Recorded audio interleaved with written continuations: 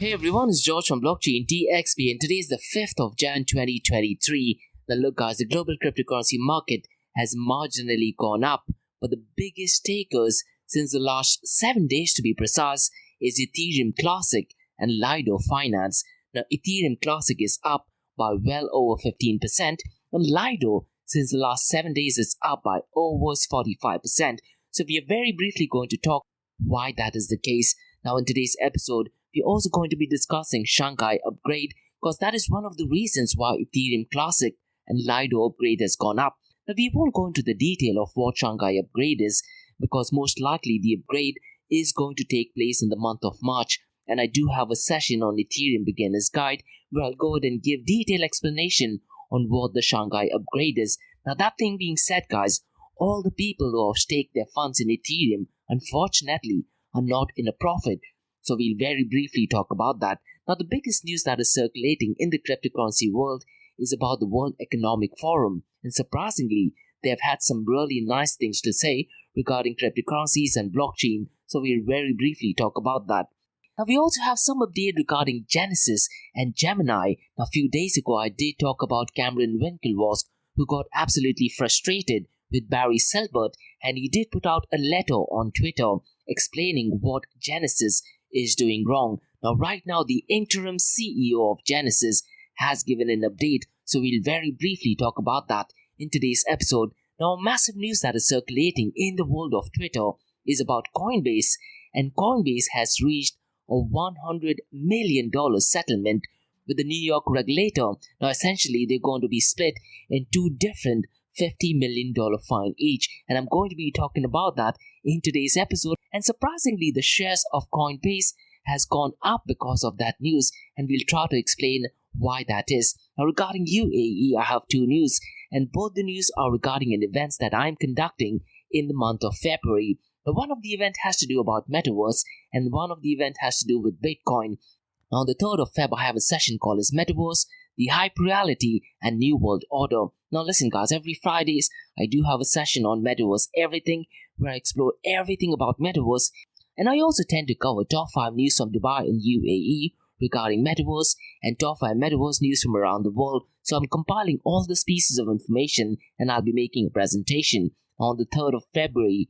Now on the 3rd of February I do have another session called as PESTLER Analysis.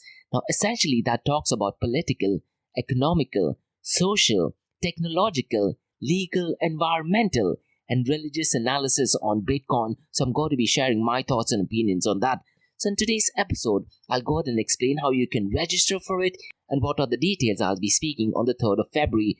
So let's kickstart today's episode. So welcome everyone, it's 18 here in Dubai and you're listening to Crypto and Coffee at 8, where we cover top news and information pertaining to Bitcoin, blockchain, beyond blockchain, cryptocurrencies, NFTs, DeFi and Metaverse. And how the series of episodes in the Crypto and Coffee at 8 works is, we usually cover some top news and information pertaining to the price of cryptocurrencies, some major breaking news, occasionally short and sweet news as well, news that has an impact in the cryptocurrency world. The other two news and information is related to Dubai, UAE and Middle East in the world of Bitcoin, blockchain, beyond blockchain, cryptocurrencies, NFTs, DeFi and Metaverse. And this is followed by Ask Me Anything series, where you listeners can ask any questions from the cryptocurrency world. And guys, on Fridays, I do have an episode called Metaverse Everything, where we solely focus on Metaverse, so please check out the episode that's going to be released tomorrow. The format for Metaverse Everything is completely different, and what I tend to do is I tend to publish a daily and weekly report via my LinkedIn, so please follow me on LinkedIn guys. My LinkedIn profile is in the show notes below. Now before we kickstart today's episode, I have an important message, so check this out.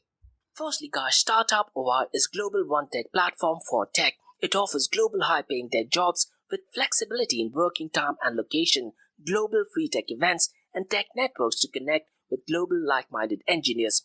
A brilliant platform to listen to the tech experts in Metaverse and to grab their insights. Now listen, all you have to do is download the app Startup OI. If you're using an Android version, go to Google Store and App Store for iOS devices. Alternatively, you can also click on the show notes below to download Startup OI. Next, guys, listen, if you're into fitness, if you're into adventure, if you want to do something wild but still want to keep your health in check, there is a new podcast in town, a podcast focusing on obstacle course race in the Middle East.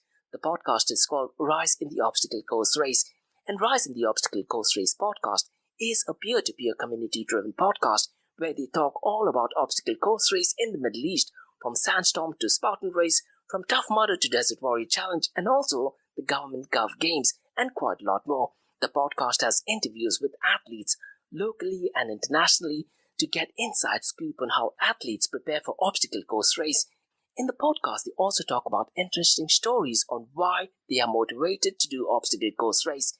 And that's not all. They also plan to release 7 NFTs. And these NFTs are no ordinary. These NFTs will represent every emirate in the UAE. And listen guys, these NFTs are going to be absolutely massive. So do one thing, go to Spotify, go to iTunes, go to any leading podcasting platform and search for Rise in the Obstacle Course Race podcast.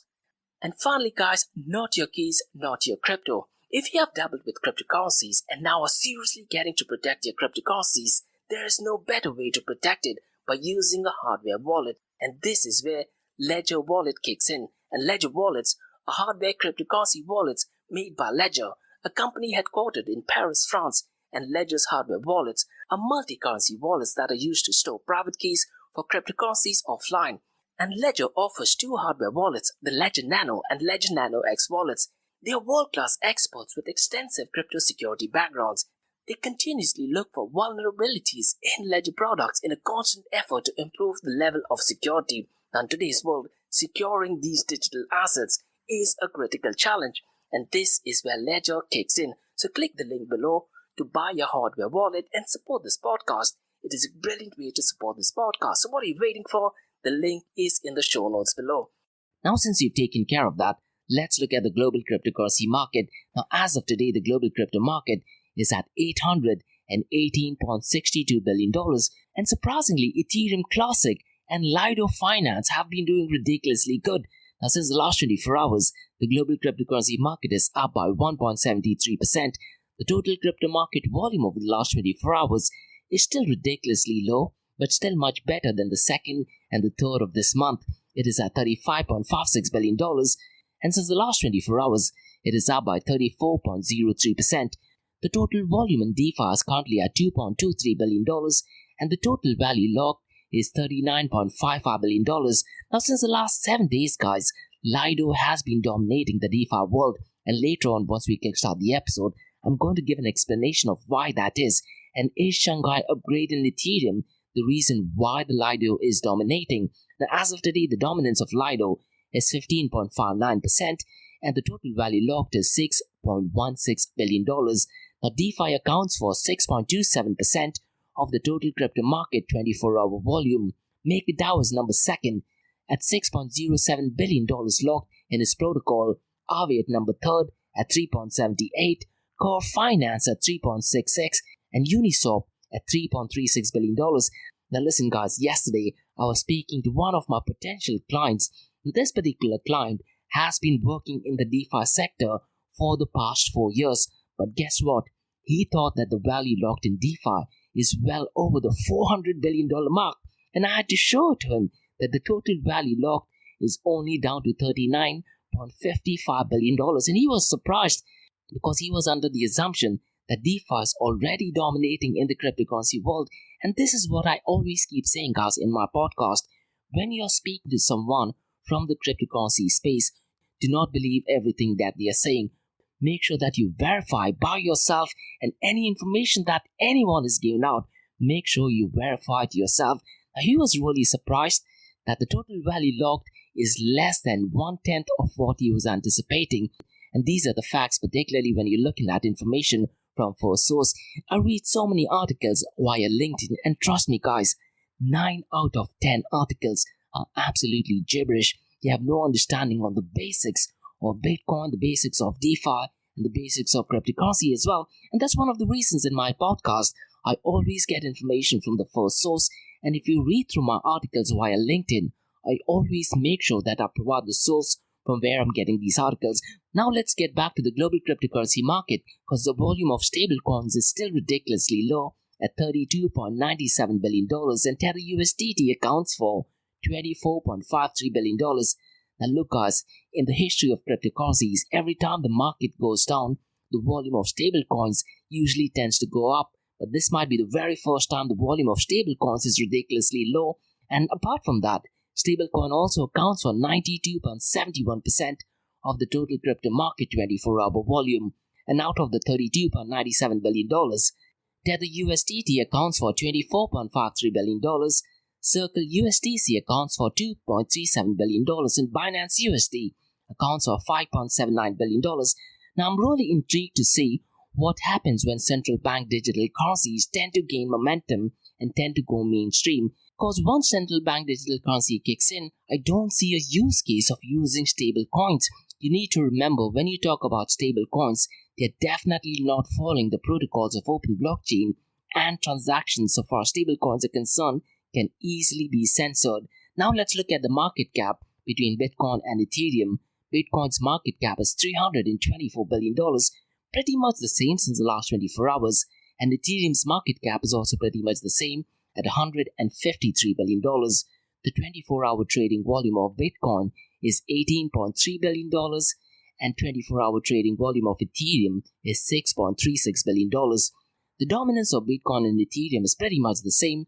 Bitcoin's dominance is 39.60%, and Ethereum's dominance is 18.70%. Now, one quiz that I'd like to ask for today is, what was Ethereum's dominance at its all-time high? Now, Ethereum at one point of time was really competing with Bitcoin, particularly when you talk about the dominance, and this goes back to 2017. So what was the highest or all-time high dominance of Ethereum? Mention them in the comments below. Now let's look at the market cap of smart contracting platform. Ethereum has got an uptick, and the market cap is $153 billion. Binance BNB is at $41.21 billion. Cardano is at $9.19 billion. Polkadot is at $5.47 billion. Now, surprisingly, guys, since the last 4 to 5 days, Tron is the only smart contracting platform that has been going down. So I really am not sure what is going on in the world of Tron and Justin Sun. The market cap of Tron is $5.01 billion. Now let's look at the king of all kings, that is Bitcoin. The price is $16,825. Now, do you guys think that because President Joe Biden signed the $1.7 trillion, is that the reason why the price of Bitcoin and cryptocurrencies has gone up? I definitely do think so, and I do feel that this trend might continue probably for the first 1 or 2 months, and after that, once the inflation numbers keep going high, the prices of cryptocurrencies might go down. Now, since the last 24 hours, the price of Bitcoin is up by 1.02%. Since the last 7 days, it is up by 2.02%. Ethereum is at $1,253. Since the last 24 hours, it is up by 3.52%. And since the last 7 days, it is up by 5.72%. And we're going to be talking about the Ethereum Shanghai upgrade. And unfortunately, there is not much impact on the price of Ethereum, but Ethereum Classic, which is often called as the original Ethereum, has seen a massive uptick. So we'll go ahead and explore why that is. And Binance Coin is at $257, and since the last 24 hours, it is up by 4.78%. Since the last 7 days, it is up by 5.96%. Now look, guys, if you look at the 24-hour trading volume of Binance Coin, it is still ridiculously low. And one thing which is worrying me since the last week or so, I'm just hoping that they do not find out some market manipulation so far as Binance Coin is concerned, because the price is relatively the same, and the 24-hour trading volume is ridiculously low. And now this would only mean one thing, that somewhere, some way, people are manipulating the price of Binance Coin and trying to make sure that it is steady between the $230 to $260 range. But once again, guys, I really am hoping that I'm 100% wrong. But what has happened in the cryptocurrency world since the last 24 hours, Ethereum Classic, also known as the original Ethereum, is pumping to the moon. And since the last 24 hours, it is up by 19.90%. And LIDO Finance, which I've been covering pretty much every day, is up since the last 7 days by 45.13%. And one article which I particularly found fascinating is by the Motley Fool, and they have suggested that the Shanghai upgrade would allow stakers and validators to withdraw their tokens that have been locked in Ethereum protocol since December 2020, because of which there is a possibility that more liquidity will be allowed to projects such as Lido DAO, and that could be one of the reasons why LIDO finance has gone up by 45.13%. Another interesting point that they have mentioned is that Ethereum blockchain may make regulators view Ethereum as more of a security than it was previously discussed. Now, could that be the reason why the price of LIDO and Ethereum Classic has gone up? I kind of agree to it. Now, as a result, traders are speculating that Ethereum Classic may become more attractive because Ethereum Classic is the original Ethereum. Now look guys, on the session that I'm doing on the 2nd of February, I'm definitely going to go ahead and explain the different forks of Ethereum, and Ethereum Classic did have an attack called as Ethereum DAO hack, so we'll go ahead and explore that in that session as well. Now in this particular episode, I'm very briefly going to talk about what the Shanghai upgrade is. Now the Shanghai upgrade is formerly known as Ethereum Improvement Proposal or EIP 4895. Essentially what it would do is it would allow validators to withdraw their staked Ethereum from the beacon chain consensus layer after the successful completion of the Ethereum merge date, which happened on the 15th of September 2022. Now the Shanghai upgrade is scheduled to take place on March of 2023. So it's going to be really interesting to see how that impacts the price of Ethereum, not necessarily Ethereum Classic. But listen guys, if you go to an analytical firm called as Dune Analytics, they show that despite the increasing interest in Ethereum among people, the Ethereum staking, so far as Ethereum staking is concerned, only 20% of Ethereum stake are currently in profit, and that is because of crypto winter of 2022. So I wouldn't be surprised once validators are able to withdraw their stake funds. They might try to sell it and they might try to pump some new other coins. What are your thoughts guys? Mention them in the comments below. Now another news that is circulating in the cryptocurrency world is about the World Economic Forum. Now they have put up an article which states, despite 2 trillion being wiped off from the global crypto market in 2022, the World Economic Forum believes in crypto's resilience, and they did publish an article that states that countries that enable responsible competition will shape the future, and cryptography and blockchains will continue to be an integral part of the modern economic toolkit. It's definitely a very interesting article. They also show some of the benefits of cryptography and blockchain and how they merge it with Web 3.0. Now what are your thoughts guys? I'm a bit worried because when World Economic Forum says something positive about cryptocurrencies and blockchain, I'm pretty much sure that they have different intentions. I still feel Bitcoin is the only thing that the world needs, and there are limited use cases of blockchain technology, but I'll be more than happy to be proven wrong. Now let's talk about the next interesting drama in 2023, and this is between the Winklevoss brothers and Gary Silbert. And Gary Silbert is the main guy behind Genesis Mining, and Gary Silbert is the main guy behind Genesis Digital Currency Group and also behind Grayscale Investment. And few days ago, I did talk about how Cameron Winklevoss was completely frustrated, and he did put out a letter blaming Gary Silbert for holding funds and quite a lot of other. Now, we do have an update regarding this. There is an interim CEO, and he posted an update on the Genesis website. And the update is in response to Cameron Winklevoss, who pressured the parent company DCG Group. Now, in that update, the interim CEO believes that they can still arrive at a solution to its current financial pickle. Now, they did mention in the update that Genesis is focused on finding a solution for their borrowing and lending intermediation business and reaching the best outcome for all affected clients. So listen guys, if you're someone who's been affected by Genesis, I would really urge you to go ahead and read through that update, because it is possible that the update may be connected to your finances. Now let's talk about some interesting news about Coinbase. Now they have been heavily fined, but because they are willing to pay the fine, the shares of Coinbase has gone up. But let me quickly go ahead and update what the news is all about. Now Coinbase did reach $100 million settlement with the New York regulators over compliance program, and they are willing to pay $100 in 2 separate ways. So essentially, the cryptocurrency exchange that is Coinbase will pay $50 million fine and invest another $50 million in bolstering its compliance program. Now, if you want to read through the official news, New York State Department of Finance has published an article on the official website. And one thing you need to know is that Coinbase has been licensed by the department to conduct a virtual currency business and money transmitting business in the state of New York since 2017. Now listen to this, guys. The Department of Financial Services of New York investigation found wide-ranging and long-standing failures in Coinbase Incorporated anti-money laundering program, including with regard to its Know Your customer due diligence, transaction monitoring, and suspicious activity reporting system. Among other settlements, the system requires Coinbase to pay $50 million penalty and to invest an additional $50 million in the compliance program, something which I did mention earlier a few minutes ago. But there's an article via Decrypt which states that the flaws in Coinbase's compliance program made the company vulnerable to criminal conduct, and according to the New York Department of Financial Services, such as fraud, money laundering, and activity related to narcotics trafficking or child sex abuse material.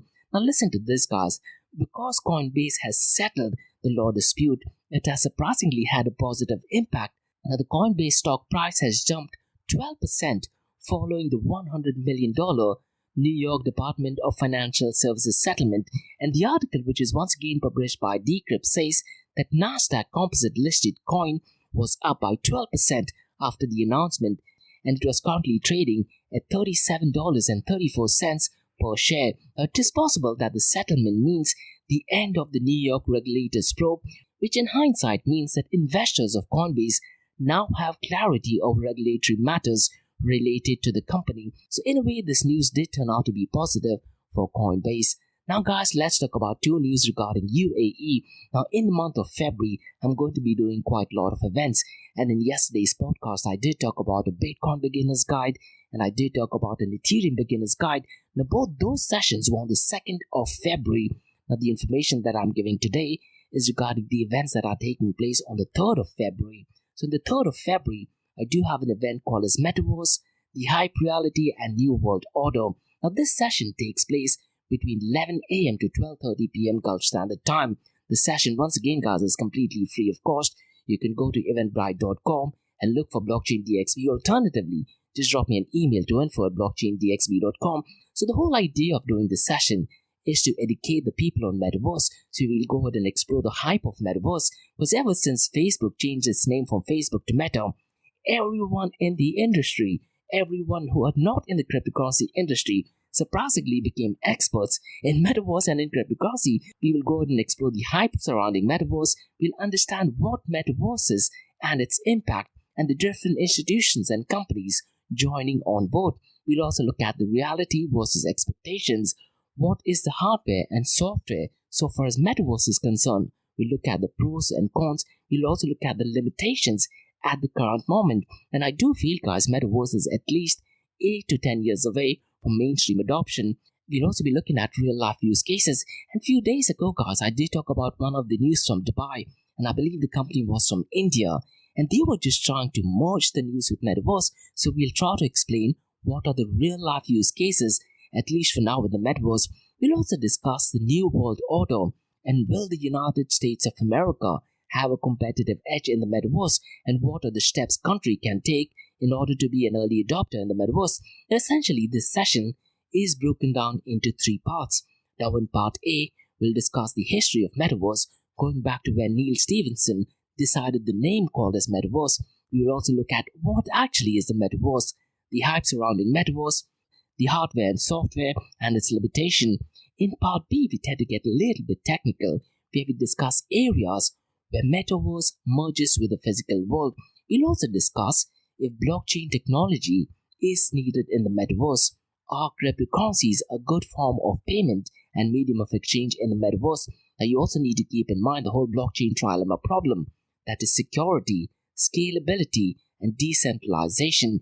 Keeping all these things in mind, at this point of time, unfortunately, I don't think that cryptocurrencies and blockchain protocols are ready for Metaverse, but hopefully that might change at least a decade from now. We'll also go ahead and discuss the top Metaverse platforms. We'll also discuss the cryptocurrency and blockchain protocols that are connected to Metaverse, and what role does NFT play in the Metaverse. And there's this new idea of artificial intelligence enabled NFT, and what role will that play in the Metaverse. And in part C, guys, it's going to be catered all about Dubai and UAE. So we're going to be discussing the Dubai Metaverse strategy. We'll go ahead and explore the legal governing body, that is VARA, also called as Virtual Asset Regulatory Authority. And one of the goals of Sheikh Hamdan is to be the top 10 city in the world so far as Metaverse is concerned. And he also has a Dubai Metaverse Assembly. And look guys, I do have an episode on Dubai Metaverse strategy, so check this out. It covers pretty much everything. And I also have an interview with Richa Patel. Now she's the CEO of MetaDecrypt, and she was one of the pioneers who actually organized the entire Dubai Metaverse Assembly. So check that out as well. And we'll also go ahead and explore if you want to go ahead and network and get connected with people in Dubai and UAE regarding Metaverse. Where can you find the source of information? So definitely quite a lot more. Now let's move on to the second news. This is one of my favorite because it does give a macro level snapshot of what Bitcoin is. So it is called as PESTLER analysis. So the PESTLER, P stands for political, E for economical, S for social, T for technological, L for legal, E for environmental, and R for religious analysis on Bitcoin. Now this session is on the 3rd of February from 2 p.m. to 3:30 p.m. Gulf Standard Time. Once again guys, you can find all the information at eventbrite.com or just drop me an email to info@blockchaindxb.com. So essentially, PESTLER analysis is a tool used to gain a macro level picture of an industry, and it does provide with loads of useful information, a comprehensive outlook about Bitcoin. So in this session, we break down elements of Bitcoin at a macro level to better understand its impact and vice versa. So we'll be going ahead and discussing each and every area in detail. So under political factors, we'll answer this very basic question.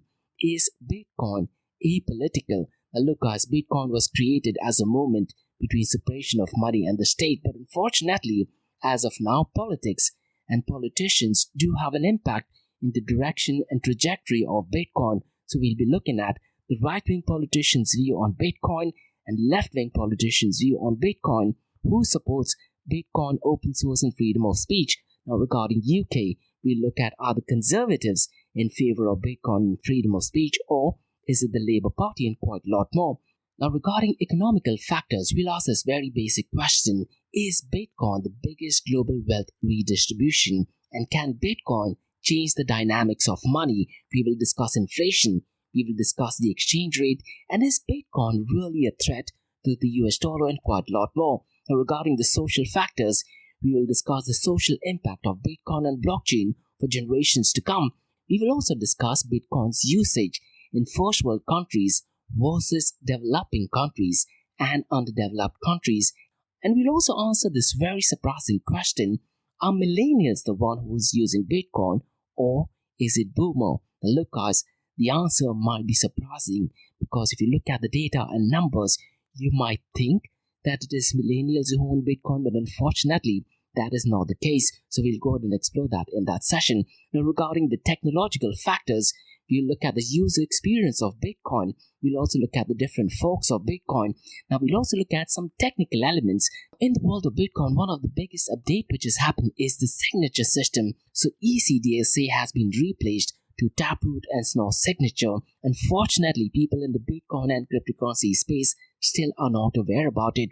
We'll also look at the economies of scale, particularly when you talk about Bitcoin mining. And in yesterday's podcast, I did talk about Bitcoin mining. The Bitcoin mining hash rate has gone down. So we'll go ahead and very briefly explain how the Bitcoin mining difficulty is calculated. But I'll try to keep it as basic and as simple as possible, so you don't need any technical expertise in order to understand that. Now regarding the legal factors are concerned, we'll ask this very basic question. Is Bitcoin legal? Where does governance, regulations and legislation fit in? Now look guys, rules and regulation is definitely great as long as it supports innovation and adoption.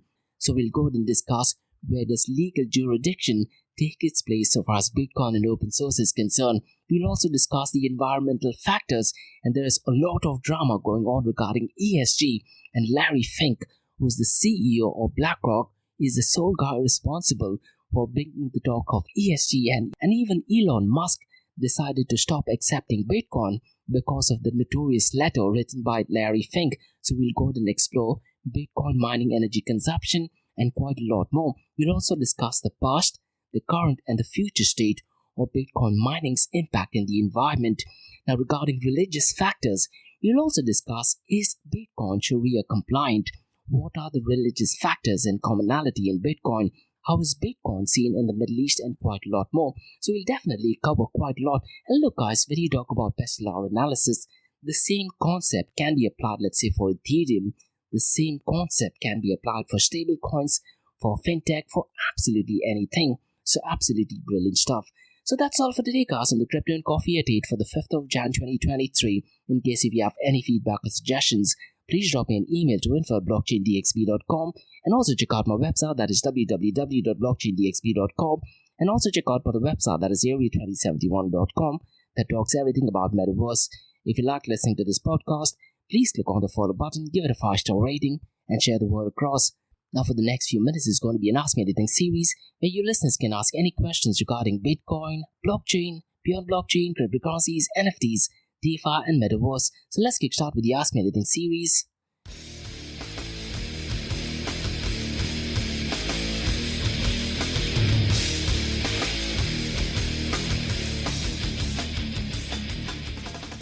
Hey everyone, it's George from Blockchain DXB. You're listening to the Ask Me Anything series where you listeners can ask any questions regarding Bitcoin, blockchain, beyond blockchain, cryptocurrencies, NFTs, DeFi and Metaverse. I have a question by Andrew who asks, is it possible for Ethereum to have another fork? Andrew, never say never. Ethereum fork will most likely happen in the next coming years because after the Ethereum merge, one of the biggest drawbacks of Ethereum proof of stake is Ethereum is no longer censorship resistant, and something which I've mentioned quite a number of times in my podcast. Over 60% of the blocks which are produced in Ethereum seems to be OFAC compliant. This unfortunately is one of the drawbacks which a lot of people did not envision when they transitioned from proof of work to proof of stake. Now, if you follow the ethos of open blockchain, this is an absolutely big no, and the Bitcoin maximalists are making a massive news about it. Now, to answer your question, is it possible for Ethereum to have another hard fork? 100% yes. One thing which I did mention at the start of this podcast is Ethereum Classic was the original Ethereum. They had a hack, and some of them decided that the fund should not be given to the people who were hacked, and which I think is 100% right, because that is the whole notion about having the transactions completely immutable. But they decided to go ahead and change the blocks, and that is how the Ethereum, as you know, was born. And Charles Hoskinson was a massive detractor of the new Ethereum, but they still went ahead and did that, and the new Ethereum is what we know right now. Now that Ethereum did have a fork from Ethereum to Ethereum 2.0 or Ethereum consensus layer as we like to call it, but looks like the Ethereum consensus layer 2.0 is not as per expectation. And if you look at the people who have staked their Ethereum, they are currently in losses as well. Now, when the Ethereum merge did actually take place, there was already another fork called as Ethereum Proof of Work. And I was reading a report yesterday and earlier today as well, where the Ethereum Proof of Work is definitely not doing good. So essentially what happened is that just few months before the Ethereum merge was finally announced, some of them spent millions of dollars buying really expensive equipments for the Ethereum Proof of Work mining. Now, after the merge, there's pretty much no use of the mining equipment, but they have decided to have a fork and continue the operation. Now, unfortunately, looks like that Ethereum Proof of Work might die up, but I wouldn't be surprised, Andrew, if this current Ethereum does have another fork, focuses more on privacy, and there is no way for the transactions to be completely censored. I definitely would support that.